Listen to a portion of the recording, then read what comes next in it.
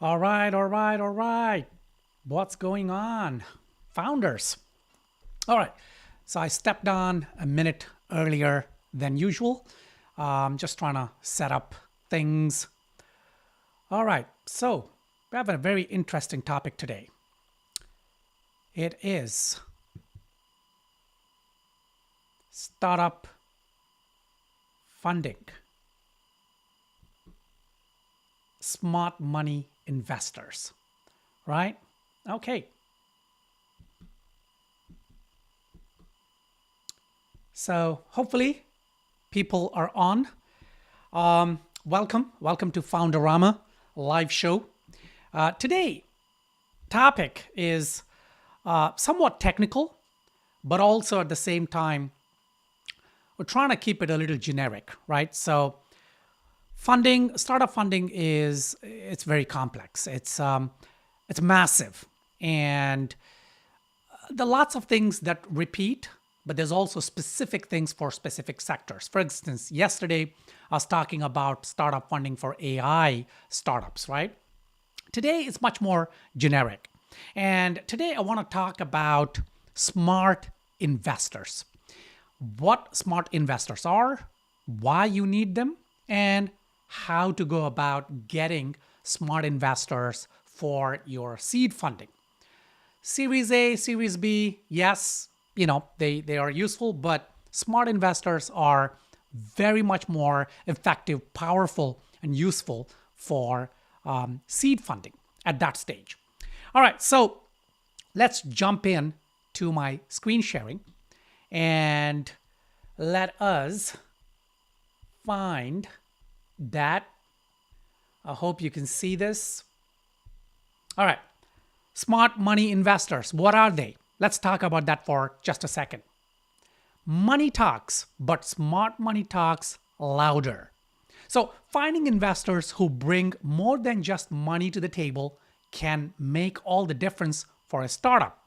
Smart money investors can provide strategic guidance, industry connections, and other resources that can help a startup succeed.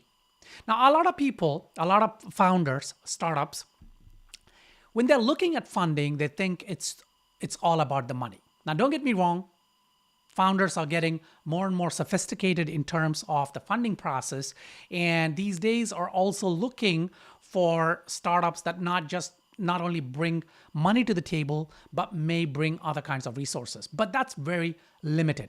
I would say only 20% of founders actually understand the importance of finding investors who go beyond just providing the money.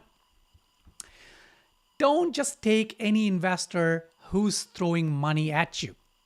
When you're fundraising, it can be tempting to take any investor who's interested in your startup. But to truly succeed, you need to find investors who can help you grow your business and take it to the next level. That's very critical. So it's not just about money. Money, yes, there's a lot of money out there, right? In terms of capital, there's a lot of capital out there. People are talking about investors have slowed down, angel investors are pulling back. Yes, to a certain extent, amateur angel investors are holding on to their purses, right? Because 2022 was a bit of a bloodbath. So amateur angel investors are very hesitant, but professional angel investors, they're not hesitant. They're actually going all out. And then, of course, institutional investors, VCs, family offices, they're just flexing their muscles now. They're going all out. It's not just about the Benjamins. In order to stand out in a crowded fundraising landscape, you need to find investors who bring something unique to the table, whether it's their industry expertise, their network, or their vision for the future. Smart money investors can provide value beyond just cash.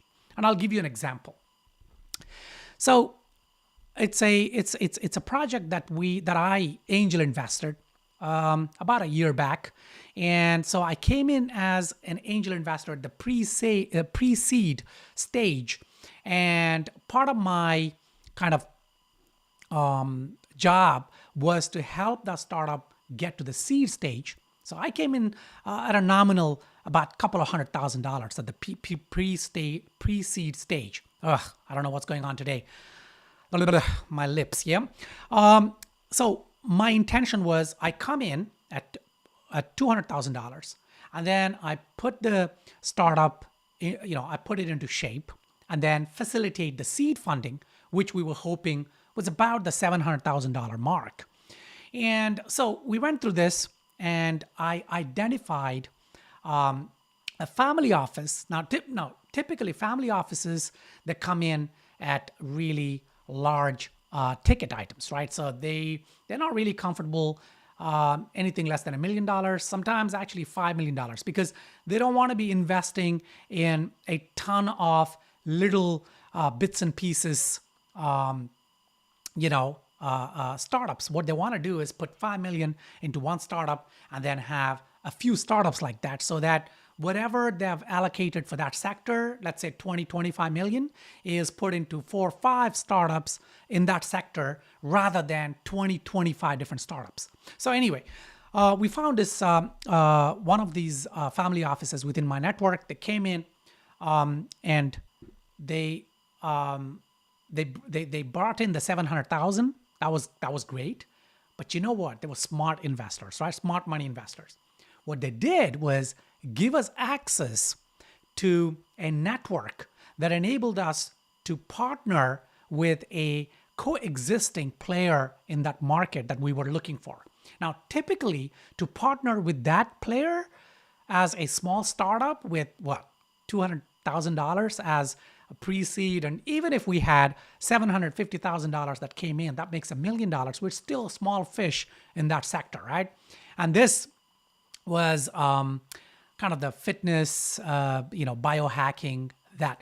And to bring in that partner would have been very difficult. So this investor enabled us to do that. All right. They can help you find your path to success. In the early days of a startup, it can be difficult to know what the path to success looks like. Smart money investors can help you find that path, whether it's by providing strategic guidance, connecting you with industry leaders, or providing other resources that can help you succeed. And a great example is myself. Right. So I've just had an NFT exit, right? A 7-figure NFT exit. Now, when I'm looking at NFT projects that come onto my desk, if I do decide to become an angel investor, in fact, I am not actively looking to angel invest at this moment, but if I did, then there is an advantage there, because let's say I come in, it's an NFT-based project, and I'm not talking about the monkeys and bananas, right? I'm talking about the application layer NFT with utility, authenticity, provenance, things like that. So let's say I came in with, I don't know, $500,000. Now, $500,000 is pretty good. But there's lots of angel investors out there that can come in with $500,000. What sets me apart, or the value that I can add, is that I've actually been there, right? So I've created from scratch an NFT project, and even before we hit the market, it was acquired by a VC firm. So the path to success is very clear. It's experience, my own experience. And this is not hypothetical, right? This is real experience. I went through the process of the tokenomics design, now putting together the entire blueprint for the membership, accrual system, the tokens, blah, blah. And then, of course, reaching out to VCs and how to present that to the VC and what kind of terms to negotiate and all that. And that is strategic guidance. That is connecting with industry leaders, because while I was trying to make my project a success, I built a ton of relationships that could be utilized, and so on. So smart money investors can help you do that. It's just like if you're looking at Shark Tank or Dragon's Den, you got these sharks or you got these dragons, right? And let's say 2 of the sharks or 2 of the dragons made you an offer for that 200,000 or 500,000 that you're looking for. But one of them has your industry experience, or maybe has partner partnership with a player that could help you, go to the next level. It's very easy, right? You're going to choose the one with that experience, with that connections. The same is the case with investors, right? So you got to research and find smart money investors. All right. They can help you avoid the mistakes that sink startups. One of the biggest challenges facing startups is the risk of failure, of course. Smart money investors can help you avoid the mistakes that have sunk other startups by providing guidance and support that can help you navigate the ups and downs of the startup journey. And again, I'll give you an example, my own example. Like years ago, we invested in a fashion designer based out of Dubai. In fact, it was one of my first outside kind of angel investing ventures, right? And this particular one, we came in with the money, and the value that I brought to the table was the brand strategy and branding and all that. Because in fact, this fashion designer came as a client to our branding agency, and then we got talking, and so on and so forth. So there was already some added value. But once, and this project was a huge success. Then the second one within that same sector, this was again fashion. This was the Middle East. This time it was Sharjah. We wanted to invest, and we did invest. There, we helped that startup avoid the mistakes that in the first investment that we made. There were a few mistakes. Of course, there's a few mistakes. Fashion was not something that we were familiar with.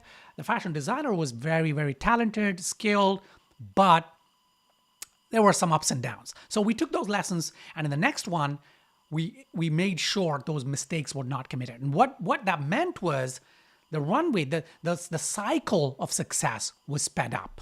Okay, so they can help you build a network effect.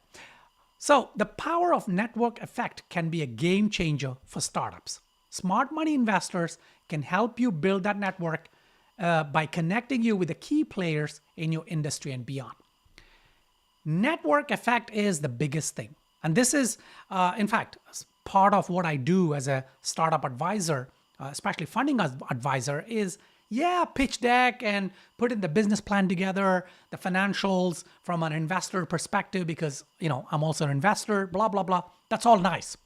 But sometimes I bring in the kind of network effect, right? So my connections, and those are valuable. So when you're looking for an investor, look for those that have extensive networks, especially within your sector. All right. So before we get into the funding strategy notes, let me just quickly take a look at any comments or anything that people might be posting. Okay. Not much. All right, let's go back and let's look at funding strategy notes. Now that you understand what smart money investors are, start by looking for investors who have a track record of success in your industry. They'll be more likely to understand your vision and see the potential in your startup. It's not easy, but if you focus on trying to find investors in your sector, and it doesn't have to be a specific niche, right? It could be a broad kind of presence within your sector. Join industry groups and attend events where smart money investors are likely to be hanging out. It's all about being in the right place at the right time. So if there are some startup webinars, there are some industry meetings, there's, events where people are pitching. If you find that one of the panelists is, has experience within your sector, with your industry, have already invested, then attend that and try to get their attention. Follow investors who are active on Twitter and LinkedIn and engage with them to get on their radar. And these are, I'm talking about number one, smart money investors. Number two, better yet, if they have already invested in your sector. Be proactive in reaching out to potential investors, right? Don't wait for them to come to you. Go out and find them. Okay. This might seem a bit like duh. Yeah, that's what we're trying to do. Okay. Actually, not.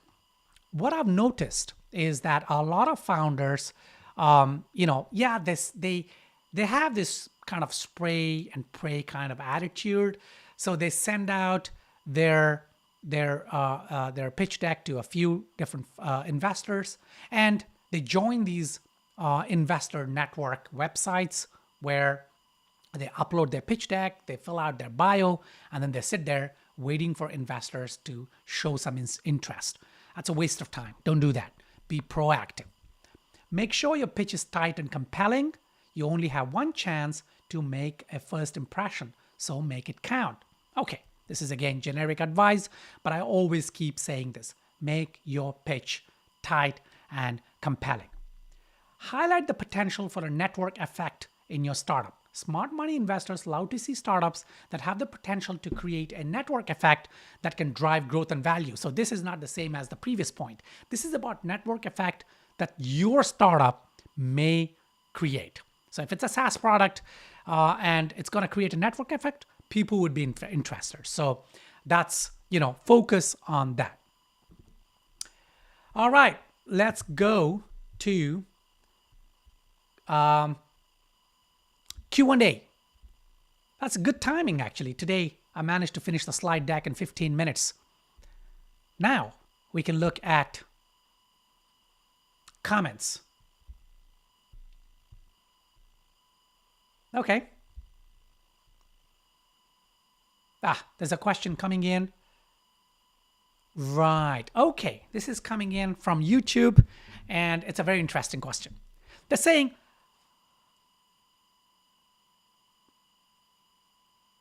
okay, they're saying something else. Just hold on for just a second. Yeah, no, I get it. Okay, yeah, no, it's clear. So Jess is asking that they are not in the SaaS sector. It's a beauty startup. They're going to use some technology, but not as a SaaS.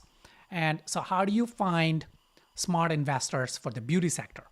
Okay, again, all the strategy notes that I talked about, they apply.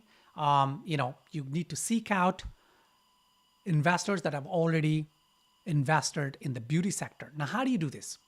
First of all, make a list of all the startups within your sector, right?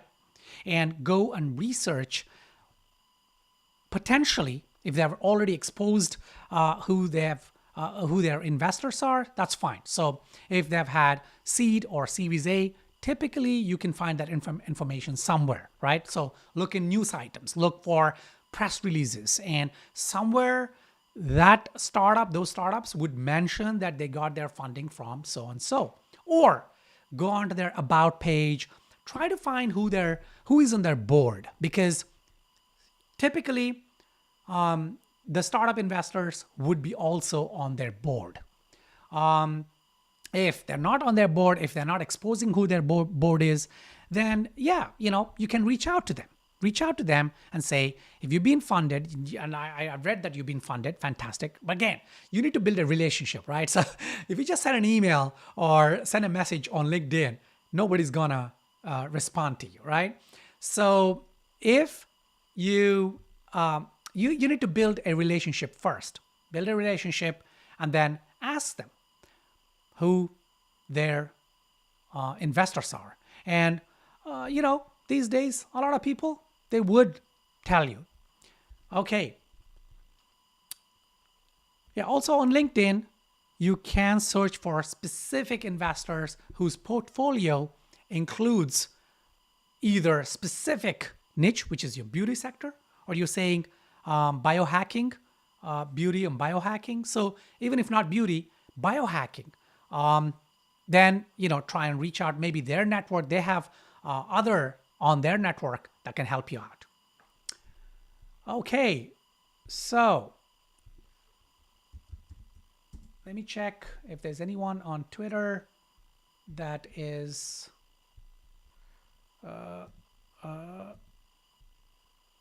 okay. On Twitter. Yes. Okay. So we have another question here. Okay. Right. Okay. Very interesting question.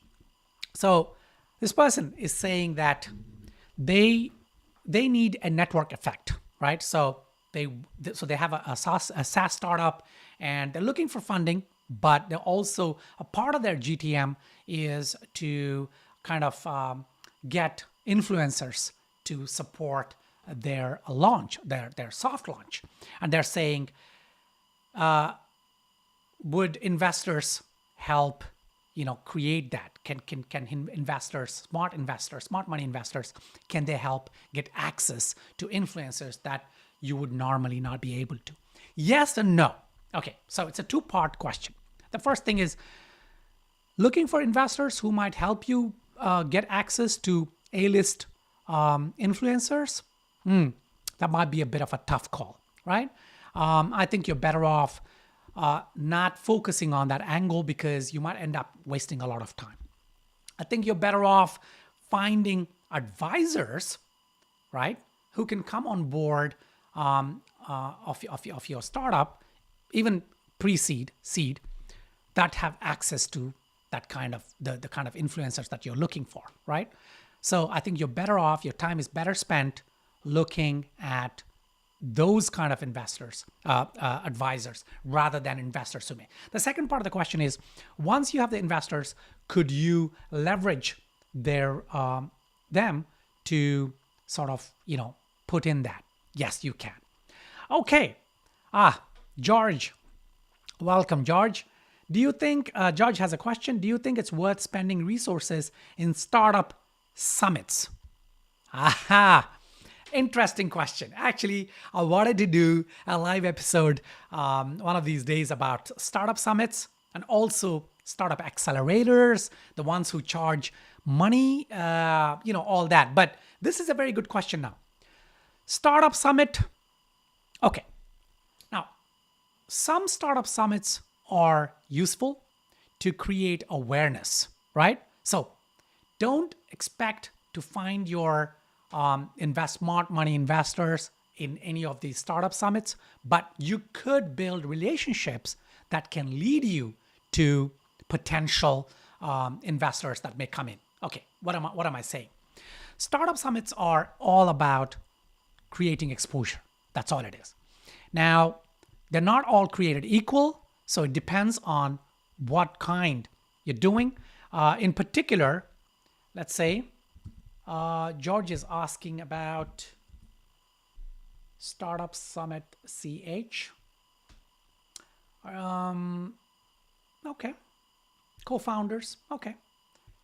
I cannot really comment on this particular one. I will have to dig deep, George, to find out. But yes, you could find, if you're looking for co-founders, if you're looking for advisors, if you're looking for secondary links to potential investors, yes, startup summits are very good. But it depends on what you're paying. If you're paying a lot and you're bootstrapping, then you may be disappointed because it's all about the numbers game, okay? If you're visiting a lot of these startup summits, then you may have, look, there are startups that I know of that have hit gold, in their first summit that they signed up for and went and sometimes pitched or not pitched. But I also know startup founders who have, spent $20,000, $30,000, $40,000 on these summits before they finally found someone, either a co-founder to come in, or if they were looking for investors to find that. So I know this is not a helpful answer because it's not a simple question, right? So I will do a full half-hour episode on startup summits. In fact, I might do it tomorrow. I don't know. I'll just take a look at it. But I hope that was good enough answer. I would say do your due diligence. Find out the alumni of these summits, right? Reach out to them on LinkedIn. Find out what their experience was. Okay, you paid what? $5,000 to be in the summit. What happened, right? So try and read some stories based on that. Okay. Any other questions?